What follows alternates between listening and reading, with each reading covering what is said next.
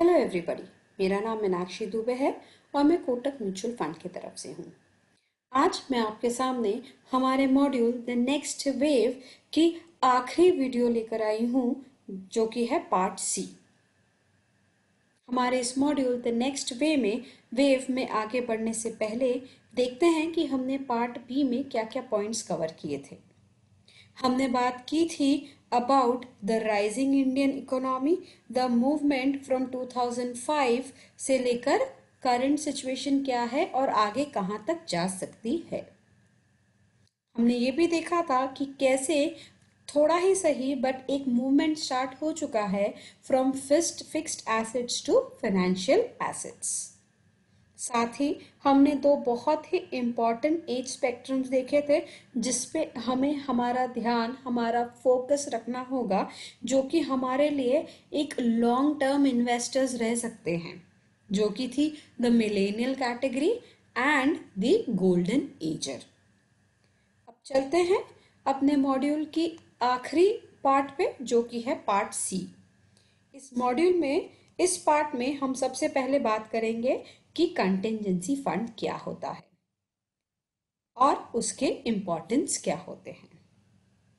Contingency fund एक ऐसी arrangement होती है पैसों की जिन्हें सिर्फ क्राइसिस या इमरजेंसी सिचुएशन में ही हाथ लगाया जाता है। ये कंट्रीब्यूशन हमें रेगुलरली करना पड़ेगा। कंट्रीब्यूशन रेगुलरली इसलिए करना पड़ेगा सो दैट अगर इन फ्यूचर लाइफ में कोई इमरजेंसी आती है तो हमारे पास एक डेडिकेटेड फंड अवेलेबल होता है। बात करें अगर कंटेंजेंसी फंड की, तो इसकी ज़रूरत क्या है। सबसे पहले ये तो हम सभी जानते हैं कि लाइफ हमारे ऊपर सरप्राइजेस और शॉक्स थ्रो करती रहती है, एंड लाइफ में कोई भी सिचुएशन हो, फंड और पैसे रहने बहुत ज़्यादा ज़रूरी होते हैं। सो इन सच सिचुएशंस, जो कि ऑलरेडी एक क्राइसिस सिचुएशंस है, अगर उसमें कंटिंजेंट फंड ना हो तो वो सिचुएशन बहुत ही ज़्यादा वर्स्ट हो सकती है। एंड अगर हमने इस इमरजेंसीज को एंटिसिपेट नहीं किया और इसकी अरेंजमेंट्स नहीं करी तो ये हमें एक बहुत ही डिफिकल्ट सिचुएशंस में डाल सकता है।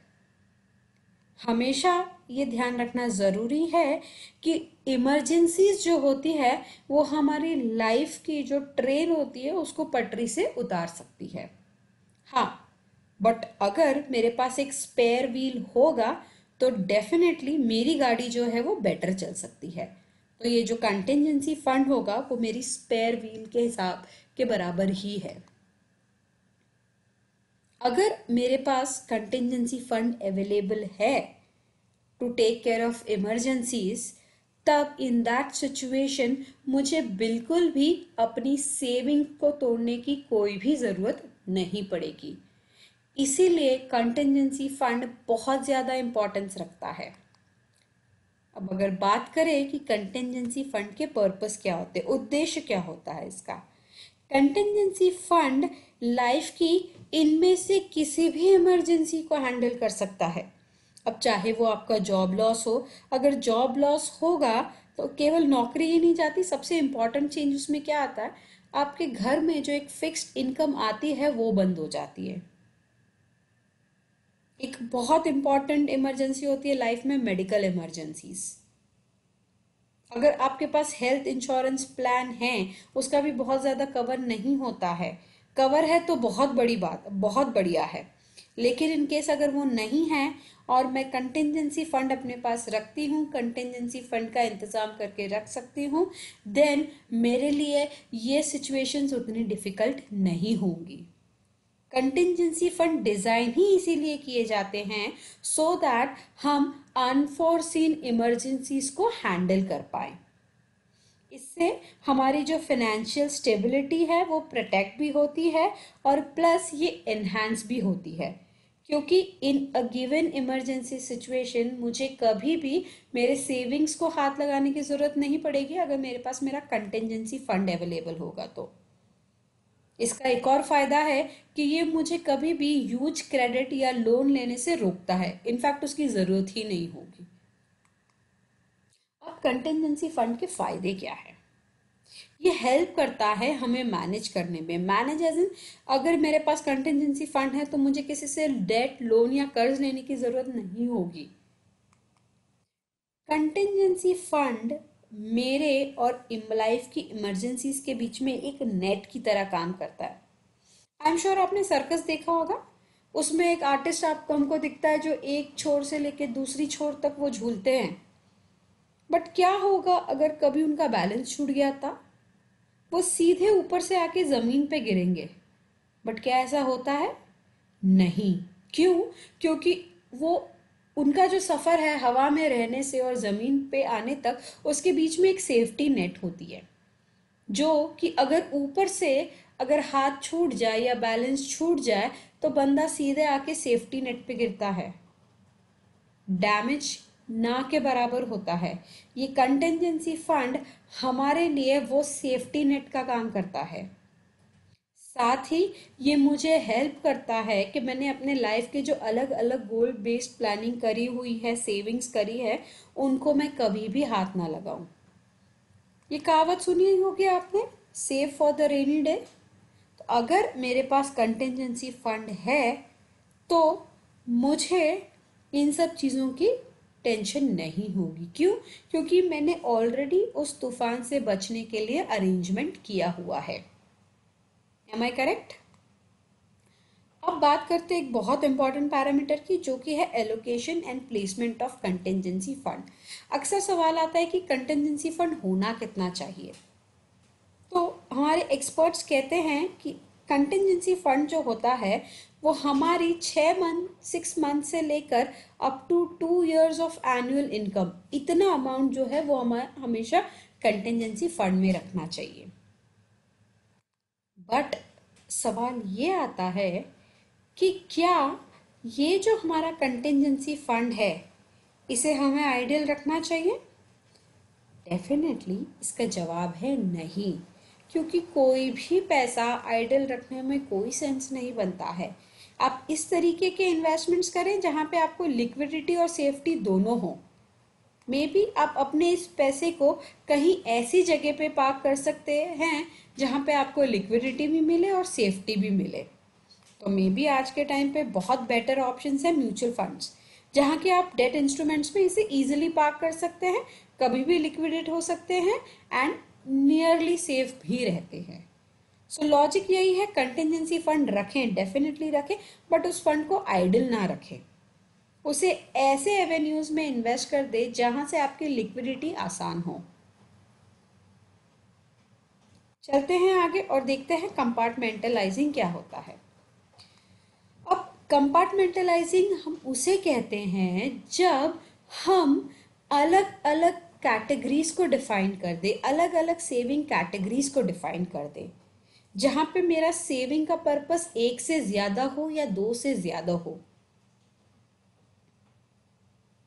कंपार्टमेंटलाइज करना इसीलिए ज़रूरी है क्योंकि कहीं ना कहीं ये हमें डिसिप्लिन रखता है, रेगुलर रहते हैं हम इससे। कंपार्टमेंटलाइजिंग करने से कभी भी मैं एक्स्ट्रा खर्च करने से अपने आप को रोक सकती हूँ, क्योंकि मेरे दिमाग में इन चीज़ों की मेंटल अकाउंटिंग चलती रहती है। मेरे दिमाग में भी इन चीज़ों के कंपार्टमेंट्स बने हुए हैं। तो आई मेक श्योर कि इतना पैसा इस कंपार्टमेंट में ही जाना चाहिए, इतने पैसे को मैं खर्च कर सकती हूँ, इतने पैसे को मुझे इस एवेन्यू में इन्वेस्ट करना है, इतने पैसे को मुझे हमेशा लिक्विड में रखना है, एट्सेट्रा एट्सेट्रा। अब सबसे इम्पॉर्टेंट बात क्या होती है जब हम कंपार्टमेंटलाइज करते हैं? कुछ पॉइंट्स हैं जिन पे हमें ध्यान देना ज़रूरी है, जो कि है कि एस्टैब्लिश सेपरेट अकाउंट्स। हर एक पर्पस के लिए आप एक अलग अकाउंट रखें। Account not an as an a bank account, but उसको अलग अलग तरीके में आप इन्वेस्ट करके रखें। ठीक है, इससे क्या होगा, कहीं पे भी आप एक्स्ट्रा खर्च नहीं करेंगे आप। ओके, आप ओवरलैपिंग नहीं करेंगे कभी भी। तो इसीलिए ज़रूरी है कि हम कंपार्टमेंटलाइज तो करें, प्लस हर एक के लिए एक अलग अकाउंट मेंटेन करें। अब जब अकाउंट अलग मेंटेन हो रहे हैं तो उनका नामकरण भी करना ज़रूरी है। अब सबसे पहली बात ये कि नामकरण क्यों करें? बिकॉज अगर मैं किसी भी कंपार्टमेंट को नेम कर देती हूँ तब वो कहीं ना कहीं I am attach to that compartment emotionally. Let's say एक कंपार्टमेंट मैंने बना दिया और उसको मैंने लेबल कर दिया चाइल्ड एजुकेशन। ठीक है, अब कोई भी लाइफ में ज़रूरत हो या इमरजेंसी हो, मैं इस कंपार्टमेंट के पैसों को हाथ लगाने से पहले I will think about it 10 times, क्योंकि मुझे पता है कि अगर मैंने इस पैसे को हाथ लगाया मतलब I am compromising with my child's education. वैसे तो ये बहुत सिंपल चीज़ लगती है बट ये बहुत ज़्यादा इंपॉर्टेंट है कि कीप इट सिंपल। बिकॉज क्या होता है कि कुछ ऐसी चीज़ें होती है जिसमें अगर हम बहुत ज़्यादा एक्सपेरिमेंट करना जाएं तो वो हमें नेगेटिव इफेक्ट दे देती हैं। कहते हैं ना, अगर ज़्यादा एक्सपेरिमेंट करने जाएं तो कंफ्यूजन में होने के चांसेस बहुत ज़्यादा रहते हैं। इसीलिए सिंपल रखें, कंपार्टमेंटलाइज कर दें।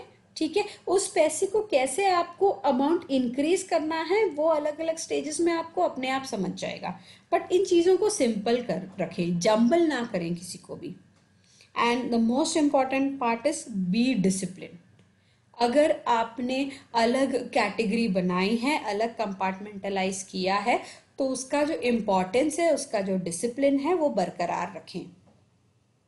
किसी भी शॉर्ट टर्म रिक्वायरमेंट के लिए इस कंपार्टमेंट्स को कॉम्प्रोमाइज ना करें, बिकॉज इसका जो रिजल्ट होगा आपको लॉन्ग टर्म में डेफिनेटली दिखाई देगा। अब हम बात करते हैं about the Indian mutual fund growth story. अगर हम बात करें एवरेज एसेट्स अंडर मैनेजमेंट की, जो कि एज ऑन जून 2020 है, तो वो है total 26,06,946 crore. Indian mutual fund industry का AUM एज ऑन 30th जून है 25,48,848 करोड़। अगर हम बात करें कि the AUM of Indian mutual fund has grown from 6.30 trillion to 25.5 trillion as on June 30th 2020। अगर आप देखें तो ये जो इंक्रीज है ये एक बहुत बड़ा इंक्रीज है, जो कि हमें डेफिनेटली बताता है कि इंडस्ट्री ग्रो हुई है।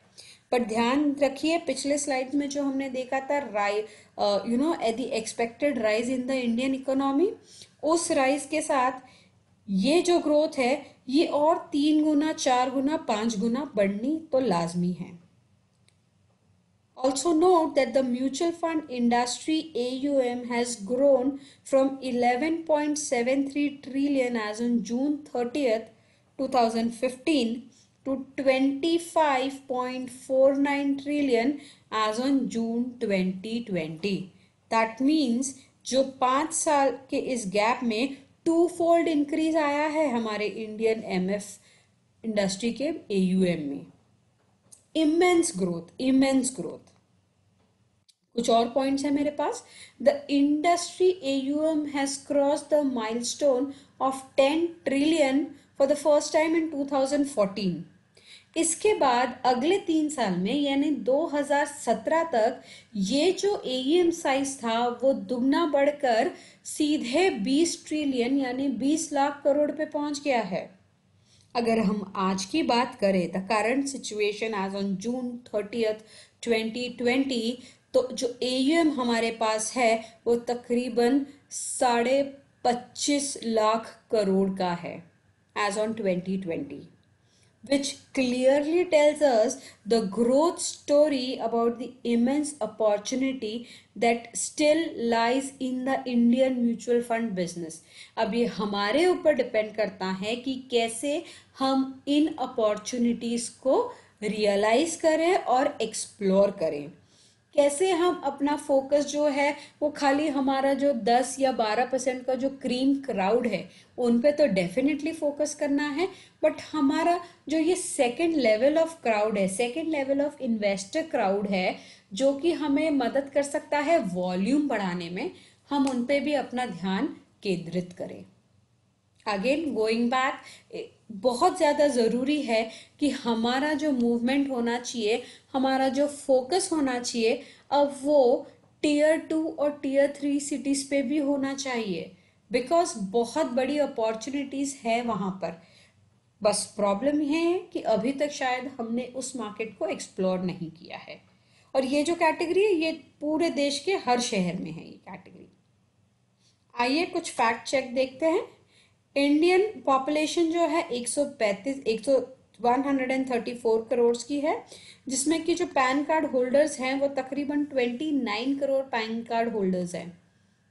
लेकिन अगर मैं म्यूचुअल फंड इन्वेस्टर्स की बात करूं तो जैसे कि हमने पहले भी डेटा में देखा, हमारे पास केवल 2 करोड़ म्यूचुअल फंड इन्वेस्टर्स ही हैं। और भी कुछ पॉइंट्स के ऊपर मैं आपका ध्यान लेना चाहूंगी कि हमारे पास जो म्यूचुअल फंड पेनिट्रेशन है वो 7% का है in India. Okay, basis on the PAN card holders etcetera etcetera. Now ये जो 2 करोड़ इन्वेस्टर्स है, इनके जो टोटल पोर्टफोलियोज है that comes to approximately 6.60 crore folios. 6.5 crore folios, 2 crore investors, मतलब तकरीबन हर एक इन्वेस्टर के पास तीन फोलियोज है। आई रिपीट, हर एक इन्वेस्टर के पास 3 फोलियोज है। एक और इम्पॉर्टेंट चीज, हमारे देश में टोटल 75 करोड़ ऐसी पॉपुलेशन है जिनका बैंक अकाउंट है। साथ ही 35 करोड़ ऐसी जनता है जिनके पास खुद की लाइफ इंश्योरेंस पॉलिसी है, खुद की इंश्योरेंस पॉलिसी है, राइट। लेकिन म्यूचुअल फंड्स कितने लोगों के पास है? केवल 2 करोड़ के लिए, केवल 2 करोड़ इन्वेस्टर्स के पास। अब बात ये आती है कि जब हम देख रहे हैं कि इतनी अपॉर्चुनिटीज है हमारे पास, जैसे कि हमने मॉड्यूल का नाम ही दिया है द नेक्स्ट वेव, एक बहुत बड़ी लहर है हमारे पास अपॉर्चुनिटीज की, तो जरूरी है कि हम अपना टारगेट सेट करें, हम अपना माइलस्टोन सेट करें। सबसे पहला जो हम बेसिक माइलस्टोन सेट कर सकते हैं वो कि जितने भी इंश्योरेंस पॉलिसी होल्डर्स हैं उनके पास म्यूचुअल फंड्स होना ही चाहिए। हम उस कैटेगरी को टारगेट करें। अगर हम ये कैटेगरी को भी अचीव कर पाते हैं तो आप देखोगे कि सीधा के सीधा मूवमेंट है फ्रॉम 2 करोड़ टू 35 करोड़, यानी 33 करोड़ और नए इन्वेस्टर्स आ सकते हैं हमारे पास अगर हम केवल इंश्योरेंस पॉलिसी होल्डर्स को ही टैप करें तो। This was just one example. ऐसे बहुत सारे एग्जाम्पल्स आ सकते हैं जहाँ पे हमें पता चल सकता है कि कितनी ज्यादा अपॉर्चुनिटीज है और हम कैसे उन्हें टैप कर सकते हैं, राइट। कैसे टैप करना है, आप कैसे न्यू क्लाइंट्स को अक्वायर कर सकते हो, ये हमने ऑलरेडी हमारे पहले वाले मॉड्यूल में बात की थी जिसका नाम था acquiring new clients.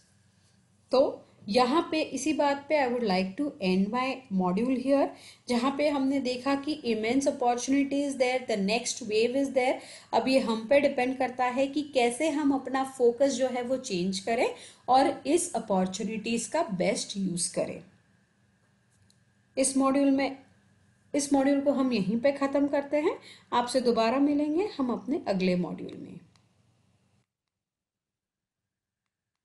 Thank you. Mutual fund investments are subject to market risks. Read all scheme-related documents carefully.